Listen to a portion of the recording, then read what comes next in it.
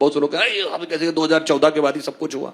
तो मैं बताना चाहता हूं जिसको आप आजादी कहते हैं, स्वतंत्रता उस तंत्र में 100 किश्तों में आया है। 15 अगस्त 47 को हम आजाद हुए तो गवर्नर जनरल कब तक अंग्रेज रहा?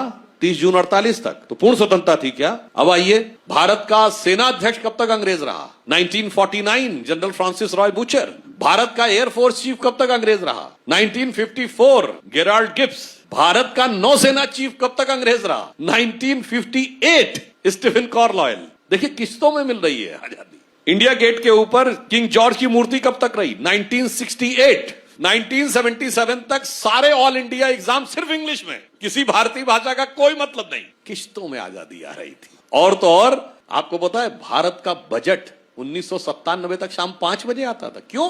अंग्रेज प्रेसिडेंट सेट कर गए थे कि जब लंदन में 11 बजे होंगे उस समय के हिसाब से भारत का बजट होगा। जब अटल जी की सरकार आई तो सुबह 11 बजे होना शुरू हुआ, वरना 5 बजे तक बजट आता था।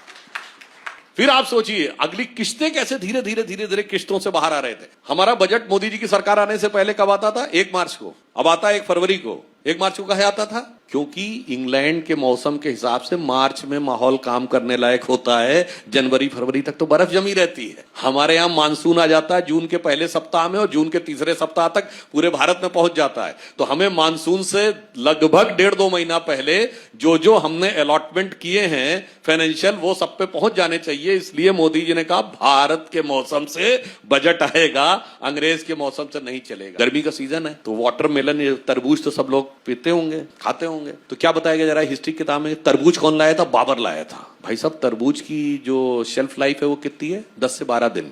और 10 से 12 दिन में आप घोड़े पे बैठ के उज्बेकिस्तान से भारत नहीं आ सकते हैं। मान लिया जाए बाहर से आया तो ये बताइए हमारा व्यापार तो हजारों साल से हो रहा था, तो ये व्यापारी लेके क्यों नहीं आ सकता था? मतलब उस तरबूज को आने के लिए भी एक लुटेरे का इंतजार था। क्यों? क्योंकि मार्क्सिस्ट फिलॉसफी में व्यापारी को तो बेईमान और धूर्त दिखाना है और लुटेरे को महान दिखाना है। इसलिए व्यापारी 5000 साल से व्यापार कर रहे हैं वहां से, वो तरबूज के बीज भी नहीं ला सकते थे। मगर वो जो एक कोई लूटने आया था वो तरबूज लेके आया। और सुनिए, आलू भी बाहर से आया, गोभी भी बाहर से आई, टमाटर भी बाहर से आया, मिर्ची भी बाहर से आई और आर्य भी बाहर से आए। यानी आर्य से लेके आलू, गोभी, मिर्च, टमाटर सब बाहर से आया। क्या बढ़िया कहानी हमें बताई गई है कि आर्य कहां से चले? आर्कटिक से। फिर वहां चले, नॉर्दर्न यूरोप में आए, सेंट्रल यूरोप में आए, आल्स में आए, सेंट्रल एशिया में आए, अफगानिस्तान में आए, फिर भारत में आए, उत्तर भारत में। फिर यहां आके रुक गए। बर्मा क्यों नहीं गए? थाईलैंड क्यों नहीं गए?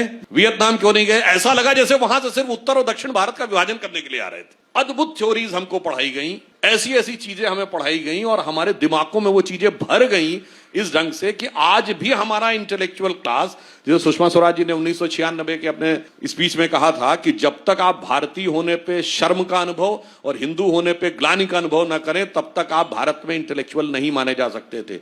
ऐसी वाहियात थ्योरियां